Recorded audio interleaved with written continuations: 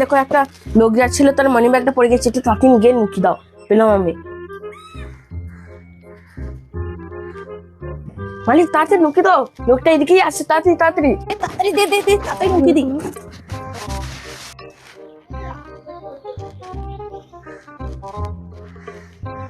মনে হচ্ছে মালিক লোকটা এদিকেই আসছে। আসুক না, কি হয়েছে? আরে ও দোকানদার, এই দেখেছো আমার এখানে একটা মানি ব্যাগ পড়ে গেছে, এইদিকে যাচ্ছিলাম, আমার মনে হলো এইখানেই কোথাও পড়েছে। দেখেছো কি? হয়তো দেখিনি। আরে ওই মানি ব্যাগটার ভেতরে 20,000 টাকা ছিল আমার মায়ের চিকিৎসা করার জন্য। এবার ওই টাকাটা না পেলে আমি কি করে চিকিৎসা করাবো, আমার মাথায় ঢুকছে না গো। মালিক শোনো শোনো, এখানে কান্ডা না। কি বলছিস বল? বলছি মালিক, ওই পার্সটাই তো বলছে 20,000 টাকা ছিল, ওর মায়ের চিকিৎসা করতো। আমি ক্যাশ থেকে 10,000 টাকা দিতাম না, তাহলে বলে ওই বাকি 10,000 টাকা আমরা ভাগ করে নেবো।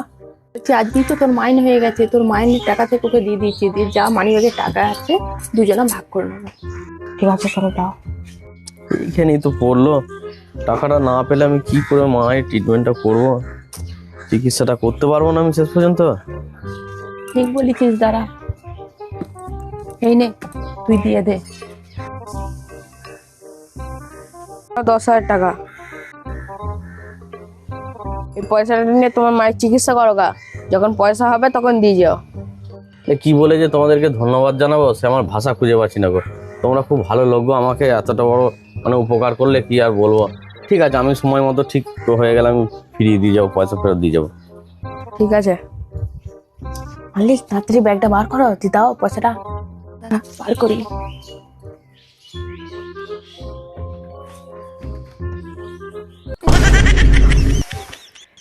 এ তো আচারের নোট রে, এই দেখ আচারের নোট দিয়েছে ঢুকিয়ে। তাহলে কি হবে মালিক? সব নকল নোট। জানি না, তুই বেশি সর্দারিগিরি করেছিস। তুই যা করবি করগার, আমি তোর মাইনে আজকে দিয়ে দিয়েছি, তোর মাইনে থেকে তুই ওকে দিলি, তুই আর আমাকে মাইনে চাইবি না। এবার তুই বোঝ গা, এনে তোর মানি ব্যাগ, এনে তোর টাকা, যা তুই। পরের উপকার করতে গিয়ে নিজেরই সর্বনাশ হলো, এই জন্য কাউকে উপকার করতে না।